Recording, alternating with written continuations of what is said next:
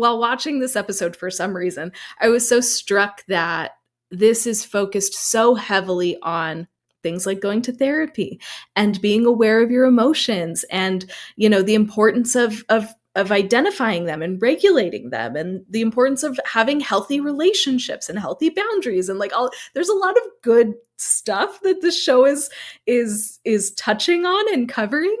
And I love that, because it's, I don't know, there's Yeah. such a Fair stigma point. around mental health. There's such a stigma around therapy. I think especially with men, who want to be seen as like tough guys. Tony even references that in the pilot episode. And so just, I don't know, kind of being in awe of this show to go this route.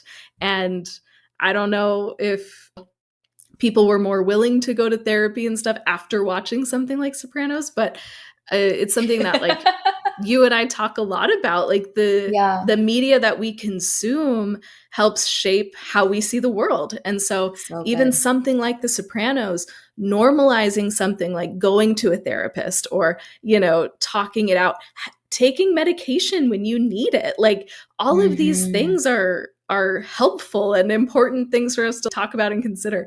And it's all in The Sopranos. So I was just, I don't know, I'm I love really that. struck by that choice. And I think that that's just, it's a very smart framing decision for all of the things that we talked about. But I also just, for the time that this came out, Yeah. I think that is a particularly bold choice to make. So I don't know. Shout out to The Sopranos for being kind of emotionally in tune and championing mental health awareness. This is great.